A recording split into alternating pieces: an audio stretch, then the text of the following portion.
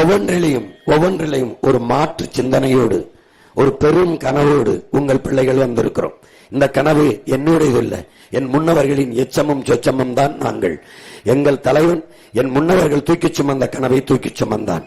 தமிழர் அறம் சார்ந்த ஆட்சி, அறம், மானம், வீரம் மூன்றும் உயிரென்று வாழ்ந்த இனத்தின் மக்களினுடைய கனவு. அவன் கந்த கனவு, என் தலைவன் கந்த கனவு 200 ஆண்டுகளுக்கு பிறகு என் இனம் எப்படி உரிமை பெற்று பெருமையோடு உயர்ந்து சிறந்து வாழ வேண்டும் என்ற கனவு. அந்த கனவை அவன் பிள்ளைகள் எங்களுக்கு கையளித்தான்.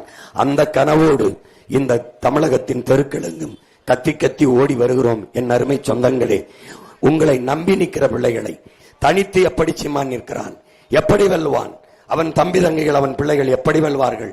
நாங்கள் எங்கே தனித்து நிற்கிறோம்? இத்தனை கோடி தமிழ் சொந்தங்கள் என்னும் பெற்றோர்கள், பேரன்புமிக்க என் உறவுகளோடு இணைந்து கூட்டணி வைத்திருக்கிற ஒரே கட்சி நாம் தமிழர் கட்சி மட்டும்தான். நான் கட்சியை நம்பவில்லை, தலைவர்களை நம்பவில்லை, தமிழர்களை நம்புகிறேன். நான் இயக்கங்களை நம்பவில்லை, அடுத்த தலைமுறை இளைஞர்களை நம்பி இந்த களத்திலே உங்கள் பிள்ளைகள் நிற்கிறோம். எங்களை பெற்றவர்கள், எங்கள் உடன் பிறந்தவர்கள் எங்களை கைவிட மாட்டார்கள் என்ற அசைக்க முடியாத நம்பிக்கையில் நிற்கிறோம்.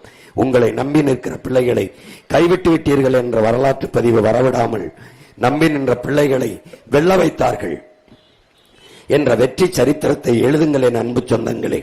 அதிமுக வெல்வதோ திமுக வெல்வதோ சாதாரண நிகழ்வு. ஏனென்றால் பலமுறை அவர்கள் வென்றிருக்கார்கள்.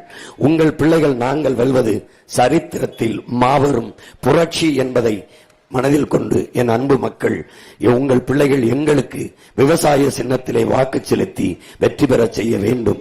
இந்த மேட்டூர் தொகுதியிலே போட்டியிடுகிற என் அன்பு மகள் வித்யாராணி வீரப்பன் அவர்களுக்கு நீங்கள் விவசாய சின்னத்திலே வாக்கு செலுத்த வேண்டும்.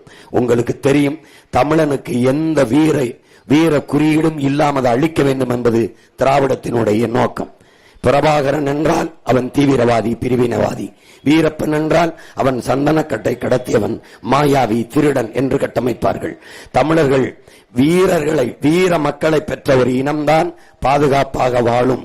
வீர மக்களை பெறாத இனம் சிதைந்து அழியும், நாடு அழியும் என்கிறார். அப்படி வீர மக்கள் நம் இனத்தில் பல்வேறு முன்னவர்கள் தோன்றினார்கள். அதில் நம் கண்முன்னே பிறந்த வீர மக்களில் ஒருவன்தான் வீரப்பன் என்ற பெருமா வீரன், பிரபாகரன் என்ற எங்கள் உயிர் தலைவன்.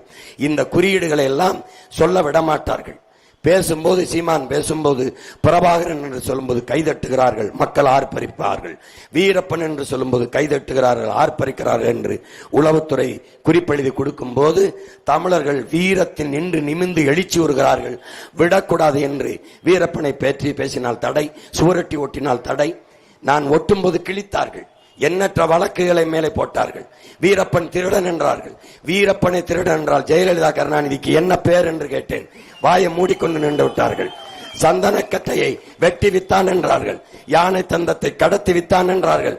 சரி, வெட்டியவன் காட்டுக்குள்ளிருந்தான், வித்தவன் தந்தத்தை வித்தவன் காட்டுக்குள்ளிருந்தான். வாங்கியவன் எங்கே இருந்தான் என்று கேட்டேன். வித்தவனையை விரட்டி போனீர்களே, வாங்கியவனை ஏன் ஒருவனை கூட கைது செய்ய உள்ளே விடவில்லை என்றால், வித்தவன் எங்கள் ஐயா என்றால் வாங்கியவன் அதிகாரத்தில் இருந்தவன் இவன். அதனால் அவர் வெளியே வந்து பேசினால் பல பேருடைய உண்மை வெளியே வந்துவிடும் என்று காட்டுக்குள்ளே வைத்து கொள்ள வேண்டிய நிலைமை இருந்தது.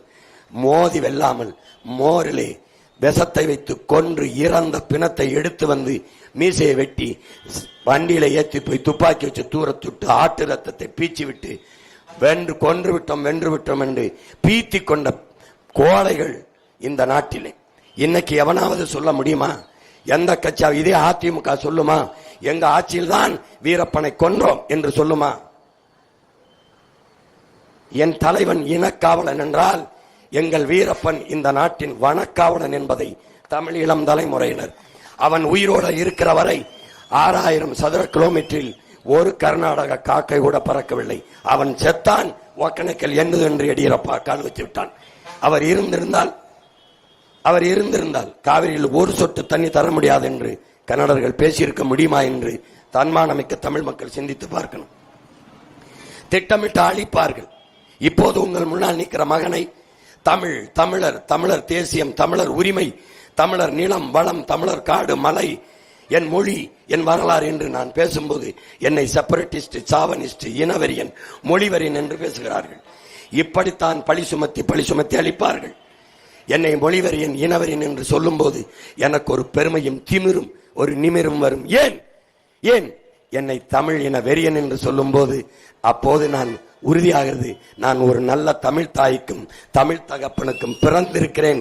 நான் இன உணர்வு மான உணர்வோடு இன்னும் வாழ்கிறேன். என்னிடத்தில் மொழிப்பற்று இனப்பற்று மேலோங்கி இருக்கிறது. எங்கு பிறப்பினும் தமிழன் தமிழனே, இங்கு பிறப்பினும் அயலான் அயலானே. தமிழன் பெருமைக்குரியவன். காரணம், தமிழ் பெருங்குடியில் பிறந்ததனாலே தமிழன் பெருமைக்குரியவன் என்கிறான் எங்கள் தாத்தா புரட்சி பாவலன் பாவேந்தன் பாரதாசன். அப்படி நாங்கள் பெருமைக்குரிய இனத்தின் மக்கள் என்கிற நிமிர்வு, அந்த பெருமிதம் எங்களுக்குள்ளே வருகிறது. எனவே அறிவி சமூகமே, எங்களை பெற்றெடுத்த என் அன்னை தமிழ் பேரினமே, உங்கள் பிள்ளைகள் நாங்கள் கையேந்தி நிற்பது வாக்கு என்பதை இல்லை, எதிர்கால தலைமுறையின் வாழ்க்கை என்பதை அறிவு சமூகம் அறிந்து என் அன்பு மகள் வித்யாராணி வீரப்பன் அவர்களுக்கு நீங்கள் விவசாய சின்னத்திலே வாக்கு செலுத்தி வெற்றி பெற செய்யுங்கள். எல்லாருக்கும் வெற்றியை கொடுத்து விட்டீர்கள். ஐயா கருணாநிதி அவர்கள் ஆட்சியில் பல முறை வாழ்ந்துட்டீர்கள். அம்மையார் ஜெயலலிதா ஆட்சியில் 4 முறைக்கு மேல் வாழ்ந்துட்டீர்கள். ஐயா ஸ்டாலின் ஆட்சியில் 5 ஆண்டுகள் வாழ்ந்துட்டீர்கள். ஐயா எடப்பாடி ஆட்சியில் 4.5 ஆண்டுகள் வாழ்ந்துட்டீர்கள். ஒரே ஒரு முறை உங்கள் பிள்ளைகள் கைகளில் இந்த நாட்டை ஒப்படைத்து பாருங்கள். ஒரு 5 ஆண்டுகள் உலகத்தின் தலை சிறந்த நாடாக மாற்றி நாங்கள் காட்டுகிறோமா இல்லையா என்று பாருங்கள்.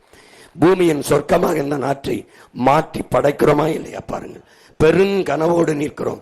தலையெங்கும் சிந்தனையெங்கும் கனவு கனவு. என் தேசத்தின் உயர்வு, என் இன மக்களினுடைய உயர்வு, மேம்பாடு, வளர்ச்சி, தன்மானமிக்க பெருவாழ்வு என்ற கனவோடு இந்த களத்திலே நிற்கிற உங்கள் பிள்ளைகளுக்கு கை கொடுத்து வேளாண்மை சின்னத்தில், விவசாய சின்னத்திலே வாக்கு செலுத்துங்கள்.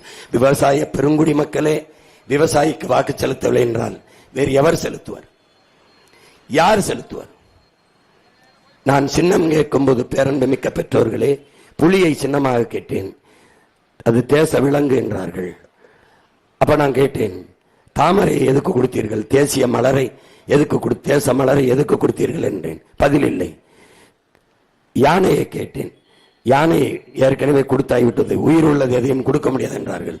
அப்ப யானையை கேட்டேன், காலமாட்டை கேட்டேன், உயிருள்ள எதையும் கொடுக்க முடியாது என்றார்கள். ஆனால் கடைசியாக ஒரு விவசாயி சின்னத்தை கொடுத்தார்கள். ஏன் விவசாயி சின்னத்தை கொடுத்தார்கள்? விவசாயி எவனும் உயிரோடு இல்லை என்று அவர்கள் நம்புகிறார்கள். அதை ஏன் எனக்கு கொடுத்தார்கள்? தன் உயிரை கொடுத்தாவது விவசாயத்தை விவசாயியும் சீமான் காப்பாற்றுவான் என்று என்னிடத்தில் கொடுத்திருக்கிறார்கள். என் அன்பு மக்கள், கற்றறிந்த பெருமக்கள், பலாயிரக்கணக்கில் ஆசிரியர்கள் வேலை இல்லை என்று வீதியில் நிற்கிறீர்கள். ஊதிய உயர்வுக்காக போராடுகிறீர்கள். பணி நியமனத்திற்காக காத்திருக்கிறீர்கள். பகுதி நேர ஆசிரியர்கள் பணி நிரந்தரத்திற்கு நிற்கிறீர்கள். படித்த மருத்துவர்கள் ஊதிய உயர்வுக்கு நிற்கிறீர்கள். செவிலியர்கள் பணி நிரந்தரத்திற்கும் ஊதிய உயர்வுக்கும் போராடுகிறீர்கள். வேளாண்குடி மக்கள் சேமிப்பு கிடங்கு கட்டி நாங்கள் விளைவித்த பொருளை சேமிங்கள் என்று கதறுகிறீர்கள், போராடுகிறீர்கள். கொள்முதல் செய்து உரிய விலையை அகவிலையை கொடுத்து எடுத்துக் கொள்ளுங்கள் என்று போராடுகிறீர்கள். எல்லாரும் போராடுகிறீர்கள், கோபப்படுகிறீர்கள். இந்த பிரச்சனையெல்லாம் தந்தவனே திருப்பி எப்படி ஆட்சிக்கு வருகிறான்? அதுதான் உங்கள் பிள்ளைகள் எங்களுக்கு இருக்கிற கேள்வி.